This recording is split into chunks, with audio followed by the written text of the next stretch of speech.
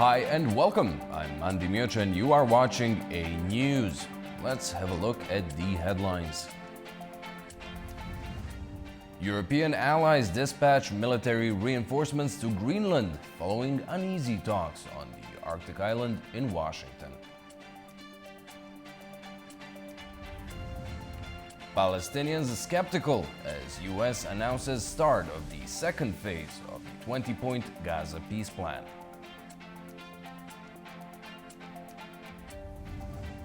Iran warns of retaliation against any US military action as some American personnel withdraws from Middle East bases.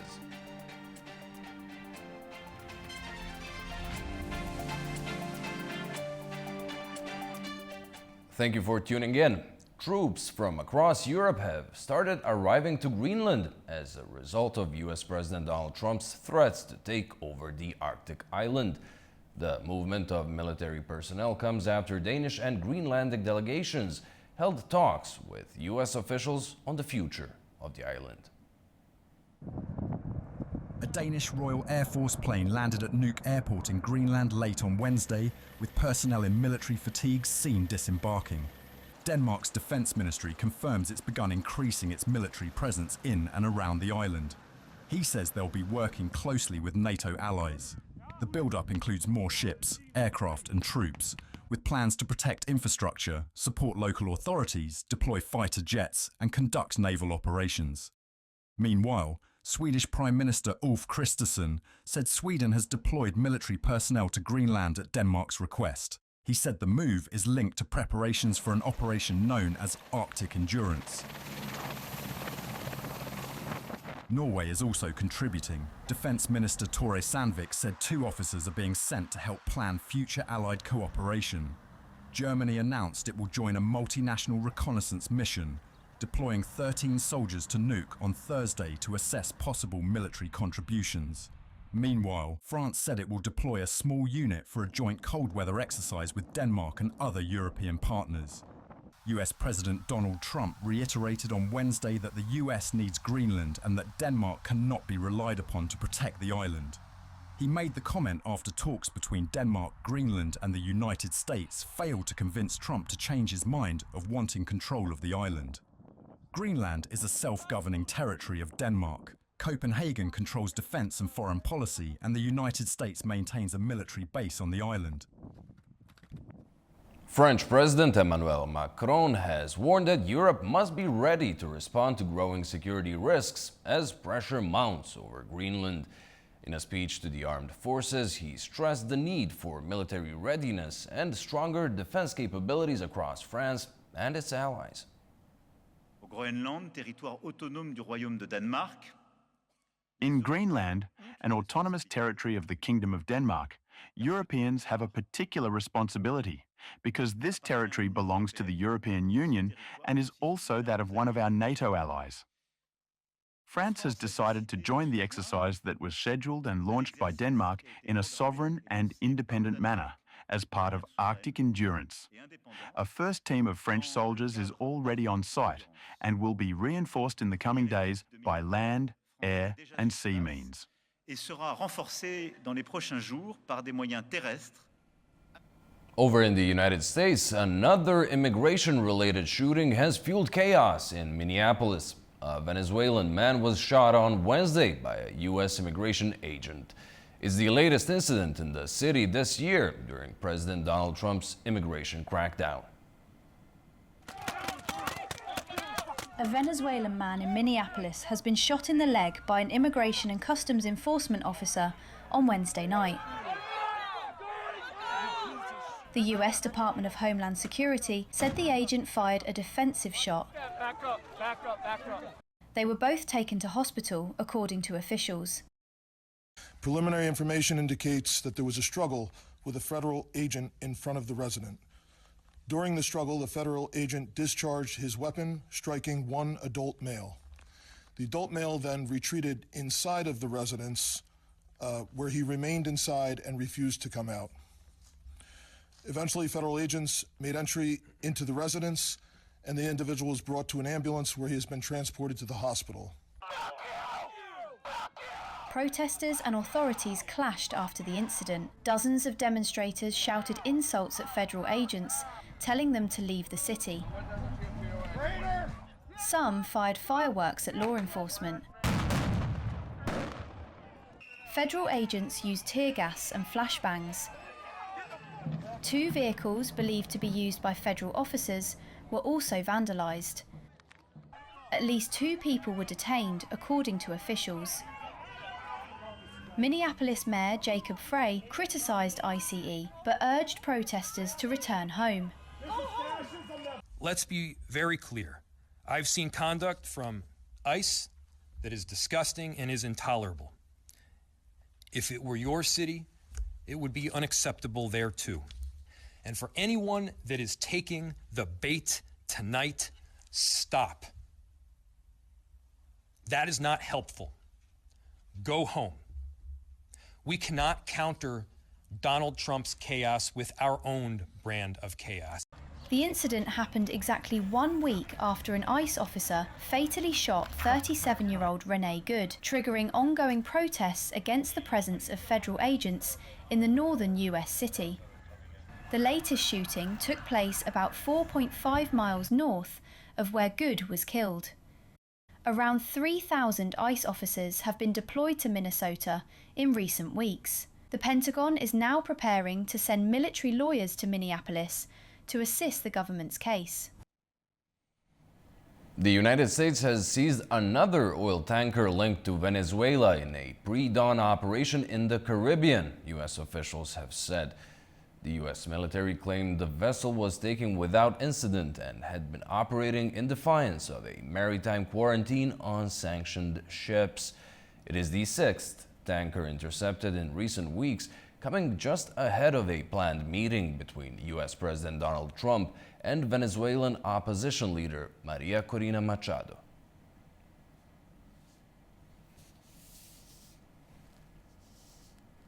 Just a day earlier, Donald Trump spoke with Venezuela's acting president, Delcy Rodriguez, by phone, with both leaders describing the call as positive.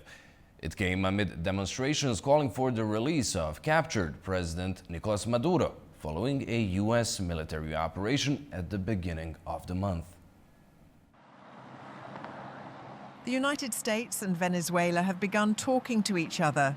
US President Donald Trump spoke to Venezuela's acting president Delcy Rodriguez by phone on Wednesday. Both leaders described the conversation as positive. Rodriguez called the call long, productive and courteous, and said the two discussed a bilateral agenda for the benefit of both countries. Trump said Rodriguez was a terrific person. In a social media post, Trump said the two discussed oil, minerals, trade and security. The call marks a dramatic diplomatic shift between the two countries. It's after US military strikes on alleged drug trafficking vessels killing dozens, as well as sanctions targeting Venezuela's oil sector. Earlier this month, President Nicolas Maduro and his wife, Celia Flores, were removed from the country and flown to the US to stand trial on drug charges, which they deny. Supporters of Maduro took to the streets across Venezuela on Wednesday, calling for his release and repatriation. Protesters claim Maduro's innocence and reject US intervention. From here, we demand Donald Trump, that miserable invader, to return our president, Nicolas. It's already proven that he is innocent. The cartel of the Suns does not exist. Nicolas is not a drug trafficker. I don't understand why they haven't returned him to us yet. So from here, we send all our strength and love to Celia and our president, and this people will continue in the streets waiting for their return. We are demonstrating our loyalty to President Nicolas Maduro and our First Lady Celia Flores. The Venezuelan working class continues in the streets demanding that the North American imperialist government release our president, whom they have kidnapped. We deeply and strongly reject the interventionist actions of the North American government. Meanwhile, the US has completed its first sale of Venezuelan oil, valued at $500 million, with additional sales expected, according to an administration official. Trump has indicated that the US would effectively run Venezuela for an indeterminate period and take control of up to 50 million barrels of its oil, distributing the proceeds back to Venezuela. To the Middle East now, Palestinians in Gaza are reacting with anger and disbelief after US announced the launch of the second phase of its plan to end the war. Many say conditions on the ground show there has been no real progress at all. Frustration and skepticism are spreading among displaced Palestinians in Gaza after the United States announced it was moving ahead with a second phase of its plan to end the war. For many, the announcement feels disconnected from what they say is still happening on the ground. People forced from their homes by months of fighting say there has been no visible change in daily life, with airstrikes continuing and basic needs still unmet. What second phase or first phase? They haven't even started the first phase yet. How can they start with the second? They've been bombing since this morning. They targeted Tufa and Zaytun. Houses are coming down. Which second phase? This is the enemy. What do you expect of it? To open the crossing? It's all lies, all empty talk of opening the crossing and doing this or that. And what did they let through? Cola? Is cola what we need? Israel says hundreds of aid trucks are entering Gaza each day with food, medical supplies, and shelter materials. But international aid groups argue the deliveries fall far short of what is needed. The second phase, announced by US Special Envoy Steve Witkoff, calls for a transitional technocratic Palestinian administration in Gaza, alongside steps toward disarmament and reconstruction. The proposed 15-member body would be led by former Palestinian Authority official Ali Sharth and overseen by an international board under a plan agreed by Israel and Hamas last October. Elsewhere, Portugal is facing an uncertain outcome in this Sunday's presidential vote, with no clear favorite emerging among the top candidates. Recent polls show a tight race and suggest the contest is likely to go to a runoff for the first time in 40 years. Portuguese voters will head to the polling stations on Sunday, knowing the presidential election will likely end up in a rare runoff, the first in 40 years. It comes as political fragmentation leaves the race wide open. A recent poll shows far-right candidate André Ventura, leader of the opposition party Chega, slightly ahead with 24% of voting intentions. He's closely followed by socialist Antonio José Seguro on 23%, while João Coutrim de Figueiredo of the Liberal Initiative is close behind within the poll's 2.2% margin of error. Two other candidates, including Social Democratic Party-backed Luis Marques Mendes, each have 14%, keeping the contest among the top five extremely close. Smaller polls in recent days have shown similar tight margins, highlighting the uncertainty of the outcome. The days ahead will be really challenging, and the result is unexpected. What is certainly expected is that we will have to go to a second round. The Portuguese presidency, while largely ceremonial, carries important powers, including the ability to dissolve parliament and call snap elections.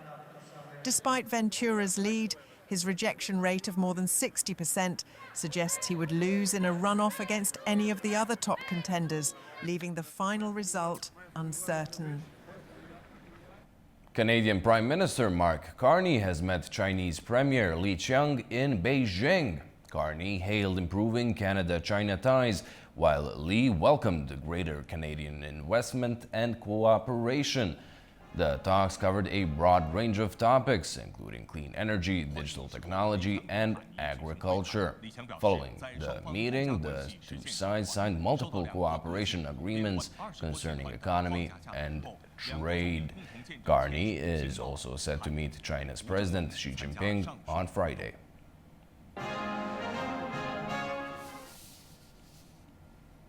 Trade between Brazil and China reached a record $171 billion in 2025. Brazilian exporters are shifting away from the United States as higher U.S. tariffs make trade more difficult. China remains Brazil's biggest trading partner, driven mainly by strong demand for Brazilian commodities. Our Mahnur Makhdoom has more on that in Beijing. Brazil-China trade reached a record $171 billion in 2025, highlighting the deepening economic ties between the two countries as Brazilian exporters increasingly pivot away from the United States amid higher U.S. tariffs. China remained Brazil's largest trading partner by a wide margin, accounting for a substantial share of Brazil's total trade and trade surplus as shifting global trade conditions reshaped export destinations. The growth was driven primarily by commodity flows, with Brazil exporting large volumes of soybeans, crude oil, iron ore, beef, poultry, and sugar to China, while importing machinery, electronics, fertilizers, chemicals, and manufactured goods in return. Strong Chinese demand for food security and energy inputs supported Brazilian exports, while competitive Chinese industrial goods continue to dominate Brazil's import profile. The trade surge comes as U.S. tariff measures on key Brazilian products reduce competitiveness in the American market, accelerating a long-term reorientation of Brazil's external trade strategy towards Asia. Analysts say the 2025 figures show how protectionist policies and geopolitical tensions are reinforcing China's role as a strategic economic partner for Brazil and reshaping Latin America's trade structure. Mahnur Makhdoom, A-News, Beijing. The death toll after a crane collapsed onto a train in Thailand on Wednesday has risen to 32. The incident left 66 people injured, some of them seriously, according to local officials. The accident occurred about 230 kilometers northeast of Bangkok. According to the state railroad operator, 195 people were on board. Multiple rescue teams and heavy machines were on the scene as investigators worked to identify the dead and injured. The Thai army had also deployed specialized units to assist in recovery operations.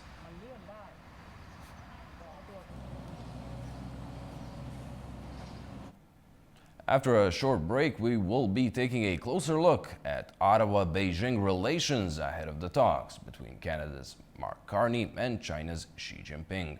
Stay tuned.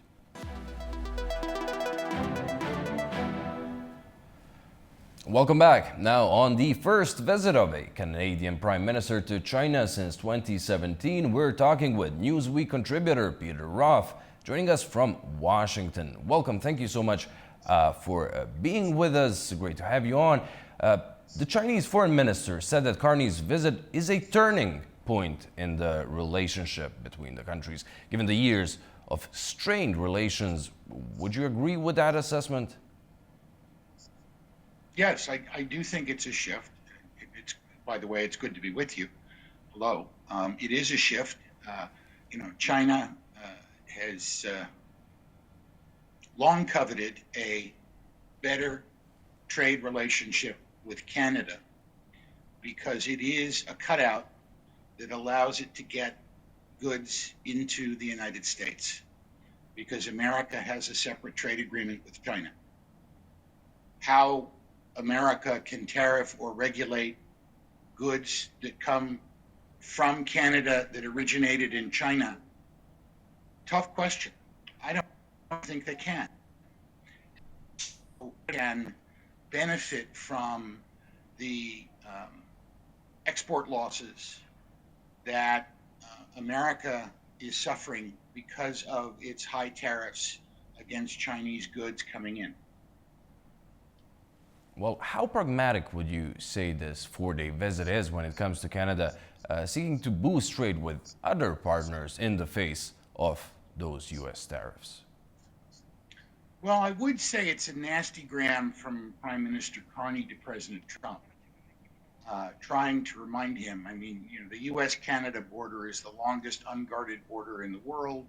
Canada is America's largest trading partner by far, but there has been a hostile relationship between the Americans and the Canadians, particularly since Carney became Prime Minister, because he objects, not without, Trump has said, And so, going to China, this isn't quite Nixon going to China, but Carney going to China is a shot fired in the global economic war. How would you say it goes to paint a picture of the diplomatic relations between the countries if we look back at the arrest of the Huawei founder's daughter in Canada on the basis of a U.S. warrant, and then the Chinese response by arresting 2 Canadians, detaining them on charges of espionage? Do you think this visit might go and smooth that over, particularly because of the relations both Ottawa and Beijing now have with Washington? Well, I think it will probably be discussed and it will probably be smoothed over. But as long as Jimmy Lai of Apple Publishing is being held prisoner in Hong Kong news and demanding that China keep its promises to Great Britain when it took Hong Kong back at the end of the British leash, I have no sympathy whatsoever for any Chinese national who finds himself detained by a foreign power. And what they're doing to Jimmy Lai is a gross abuse of human rights, the dignity of mankind, and I really wish more of my colleagues in journalism would talk about it. Because if they can do it to Jimmy Lai, they can do it to anyone. There have already been some memorandums signed on the first day of the visit, but nothing that substantial. Do you expect any progress on easing Beijing's tariffs on Canada's canola and other agricultural goods, and Ottawa's tariffs on Chinese electric vehicles? Yes, I think baby steps are what we're going to see first. See how they can manage the easy things, the low-hanging fruit, small things.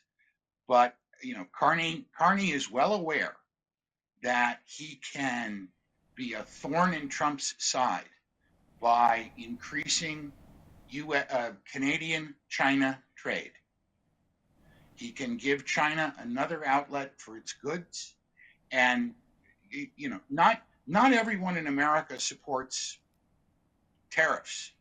There are a lot of free market economists and people who believe in free market economics like me who consider tariffs as taxes.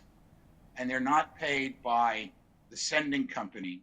They're being paid by the receiving consumers in the countries where those goods are sent. So the tax on me when I go shopping. So I'm for free trade. I'm for fair trade, but I'm for free trade. But if the tariffs are lower in Canada than they are in America in the same goods, I promise that you will see an increased shipment of goods to Canada. And then they'll figure out a way to bring them into America. When it comes to that trade, another deal is up for renegotiating this year, the Canada-United States-Mexico trade agreement. What kind of an effect might Carney's China visit have on those trade talks, and how much do those talks matter to Washington? Oh, I think they matter a lot. I think they matter a lot. There are some pretty significant American tariffs on some Canadian things that drive up the cost of aircraft production, drive up the cost of home building. And as you probably aware, there are many people who feel that the American housing market is out of control. I think there's some truth to that because of the restrictions on supply and because of the hoops that one has to jump through to build new homes in the United States. It's much more complicated than finding a plot of land and swinging a hammer. The tariffs on Canadian lumber, for example, drive up the price of the wood that goes into a house. That makes new home construction more expensive, which makes the sale of existing homes more expensive. It all plays out in an unending influx and outflow of if you all interconnected. So I think that if the Canada-US-Mexico trade agreement gets into a thorny place during the renegotiations, Carney can now look at Trump and say, well, I can always go to China. And finally, just ahead of Carney's trip, 2 Canadian MPs from his Liberal Party were visiting Taiwan and have cut their visit short. What are your thoughts on that? And do you see perhaps Taiwan being discussed in the talks Carney will have with Xi in Beijing? I suspect that they cut their visit short out of deference to the Prime Minister to not create a conflict that he would have to comment upon while he's in China with President Xi. But I do think the time is largely hyped. I don't believe that President Xi will order the military takeover of Taiwan. The global economic costs of such a move would be far too high, especially if they think they can just wait. And there will come a point, maybe 50, maybe 100, maybe 200 years from now, when Taiwan wants to once again be part of a China where the government is located in Beijing. There's no reason to take what's going to eventually be given to you. Well, Peter, thank you so much for joining us and providing us with your insights. Thank you. Now, after a short break, we'll take a look at the major stories from the region.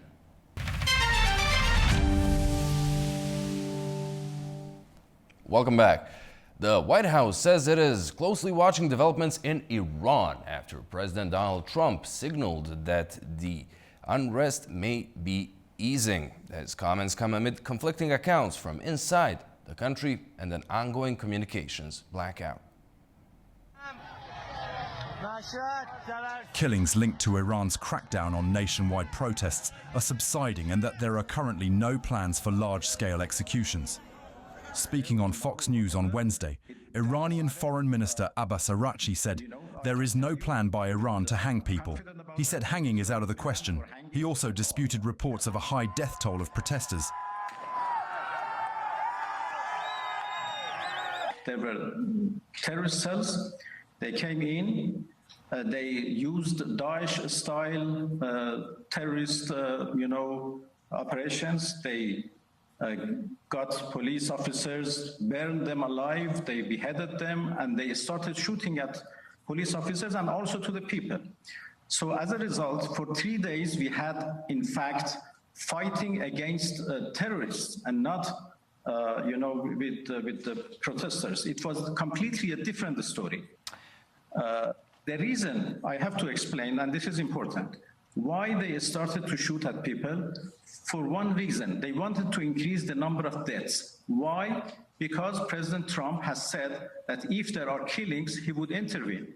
And they wanted to drag him into this conflict, and that was exactly an Israeli plot. US President Donald Trump said he had received assurances from what he described as very important sources inside Iran that the killings had stopped. Asked whether that meant US action was now off the table, Trump said Washington would continue to monitor developments. There's no plan for executions or an execution or executions. So I've been told that on good authority. We'll find out about it. I'm sure if it happens, we'll all be very upset, including you will be very upset. But that's just gotten to me, some information that the killing has stopped, that the executions have stopped. They're not going to have an execution, which a lot of people were talking about for the last couple of days. Today was going to be the day of execution. Meanwhile, Iranians crossing into neighboring Turkey said protests in their region appeared to have eased, but many said they were unaware of events elsewhere due to an internet blackout. Things were fine, brother. We, as Iranian Azerbaijanis, didn't have any fighting, arguing among us. There was some protest for a few days among the Persians. Residents also described a return to calm in their hometowns. In Iran, there were none protests in our city. No, there were none. They happened in the big cities. There were some complaints related to the high cost of living. They have decreased. Meanwhile, Iran temporarily closed its airspace late on Wednesday, forcing airlines to cancel or reroute flights amid concerns over possible military action. The United States has also begun withdrawing some personnel from bases in the Middle East, after Tehran warned neighboring countries it would strike American targets if Washington intervenes. Well, 3 weeks into the protests in Iran, which turned to deadly riots, the government has eased up communication limits, with one side opening of international telephone calls from Iran.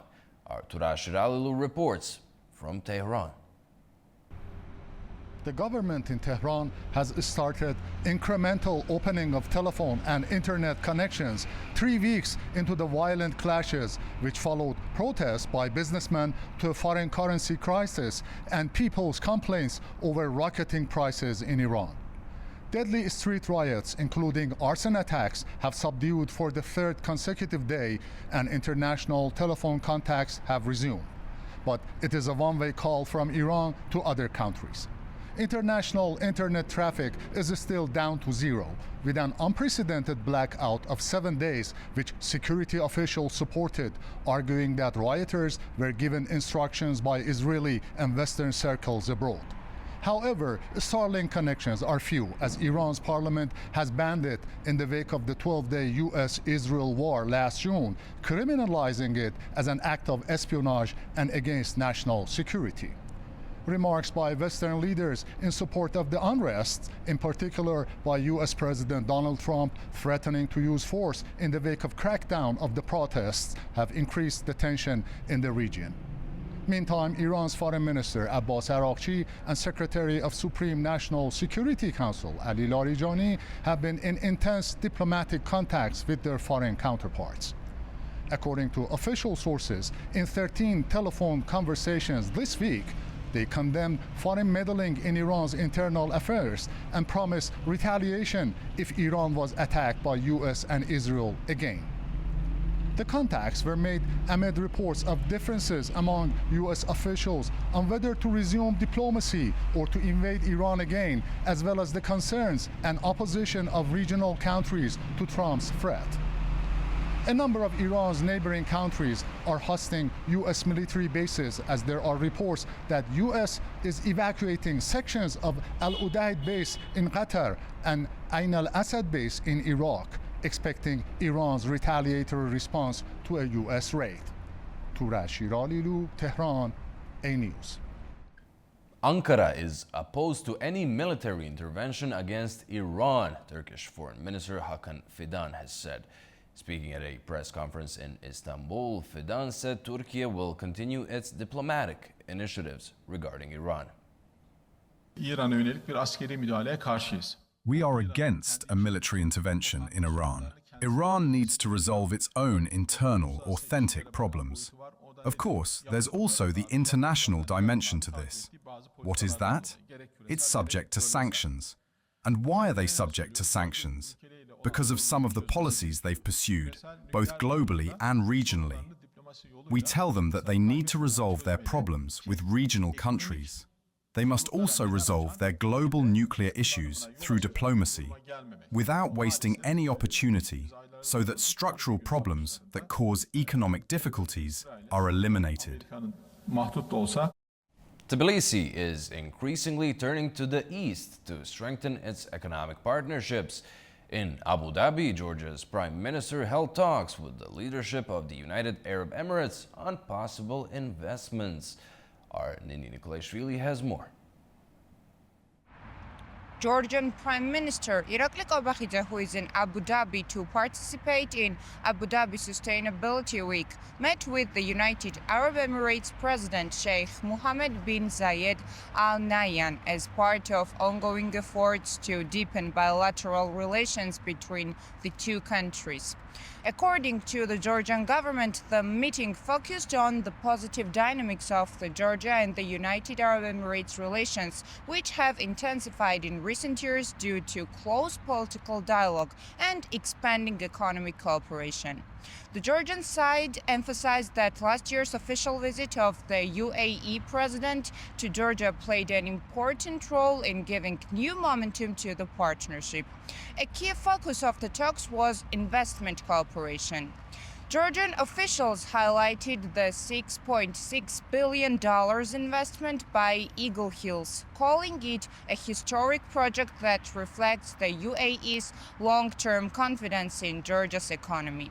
The investment is expected to support urban development, tourism, and related sectors, while also sending a strong signal to other potential investors from the Gulf region. The meeting also addressed infrastructure and logistics cooperation, particularly the Tbilisi Dry Port project, which is being implemented with the UAE investment. The project is seen as strategically important for Georgia's ambition to become a regional transit hub, strengthening connectivity between Europe and Asia and supporting the development of the Middle Corridor project. The Georgian delegation in Abu Dhabi included senior ministers responsible for foreign affairs, economy, environment, justice, and government administration, underlining the high priority Georgia places on relations with the UAE and on expanding economic ties with the Gulf states. Nini Nikolaishvili, Tbilisi, A-News. A new forecast by the World Bank points to a slowdown in Kazakhstan's economic growth in 2026.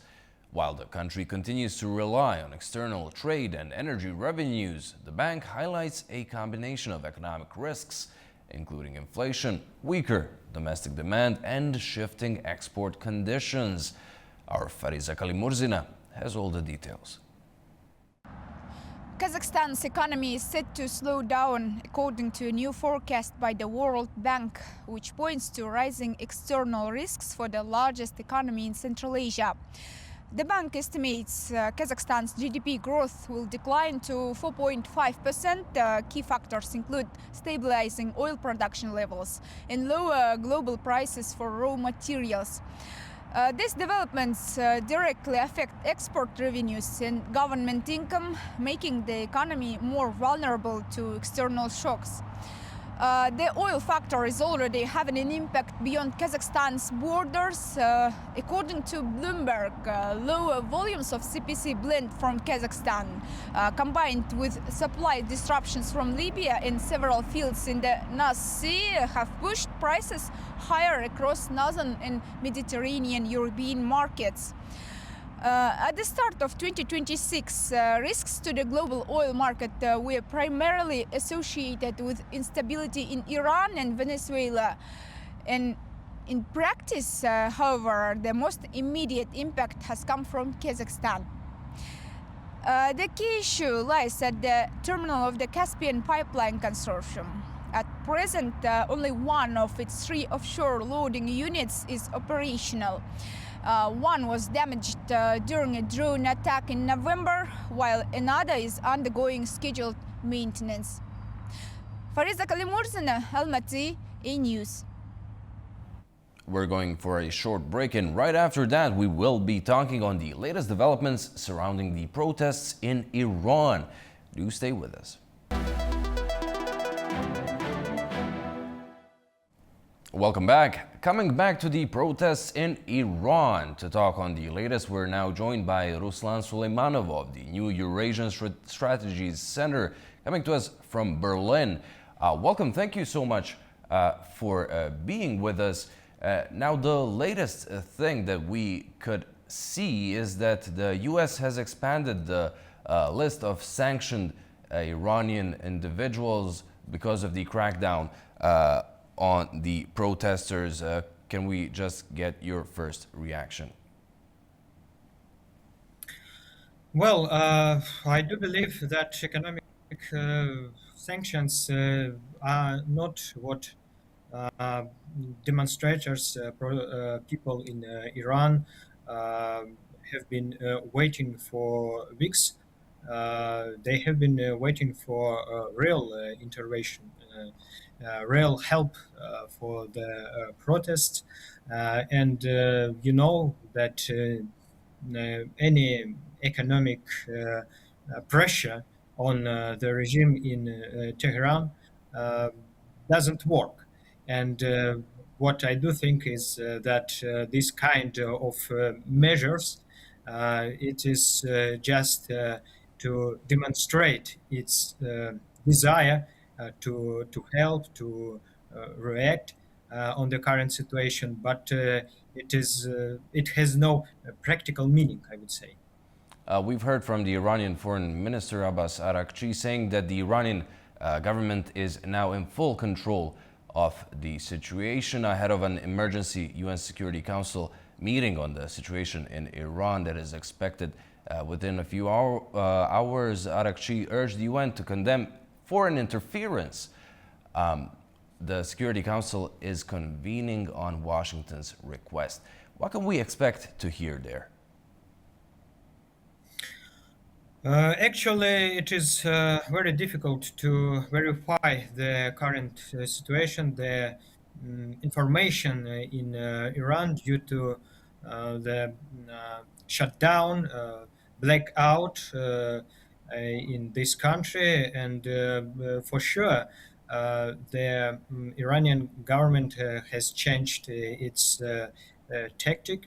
If we take the first days of this protests, they were ready to cooperate with people who were involved in this protest. But then, starting from the second week of the protests, they labeled all the people who came to the streets as terrorists.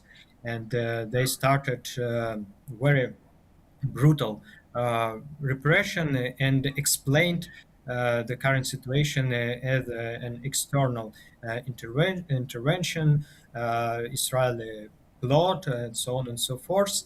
It is not a new strategy for the Iranian government, but in any case, they use the lack of a certain leader of the protest, a certain agenda, a certain program of the participants of these protests. And in any case, what I do believe, these protests continue.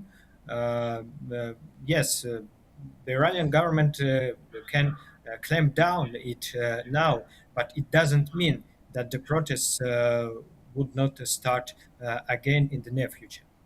Well, as you have mentioned, it is quite difficult to get information from the ground due to the internet blackout. There are still no official figures on casualties, but some estimates put forward by human rights groups put the number of fatalities to more than 2,600, with thousands arrested. How significant are these protests, and are they set apart from the unrest we've seen earlier in Iranian history? Well, again, it is very difficult to verify how many people have been killed. In fact, according to the human rights activists, there are about more than 400 people. But these figures are unprecedented for the new history of Iran. If we take the so-called protests of Mahsa Amini in 2022, there were about 500 people have been killed in 3 months of the protests. Today we are speaking about thousands and thousands of people, and it means that the level of repressions, level of brutality, unprecedented, absolutely.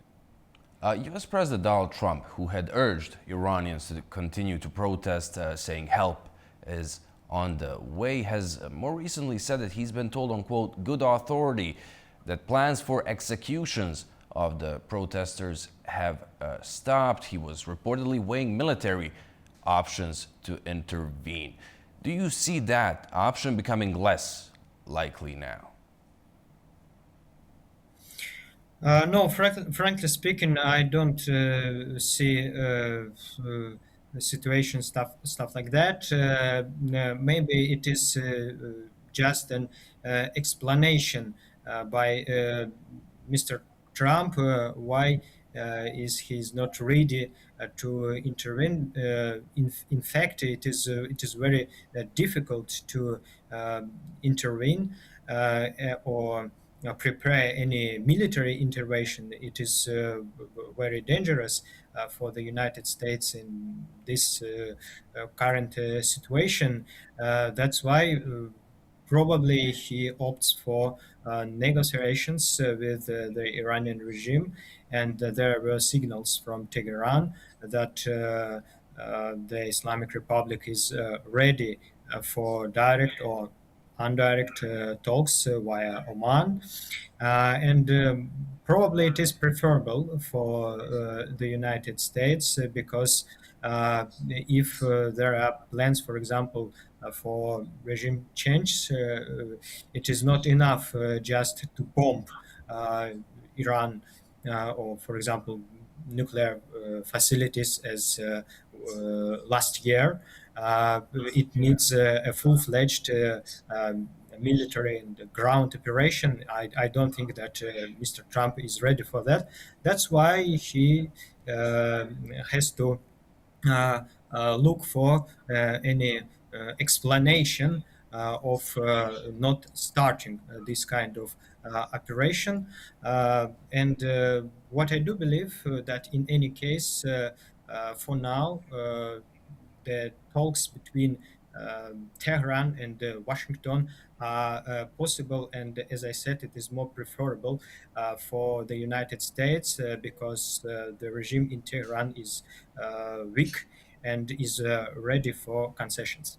We have heard from some major regional players. Ankara opposes any foreign military intervention. We've heard from Islamabad saying that Iran needs to stay stable for the security of the region. How could any further escalation, be it military intervention by the United States or further escalation of the protests, how could that reflect on the region?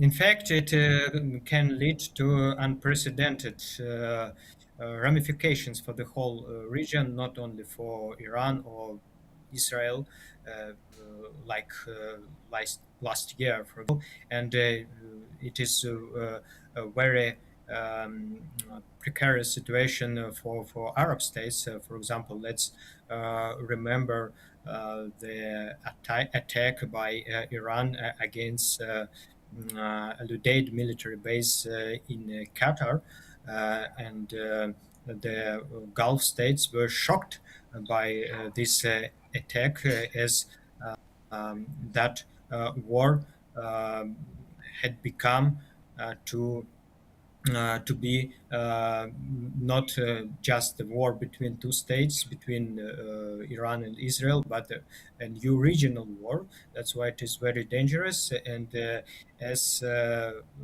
AFP agency today reported, several Gulf states had asked Donald Trump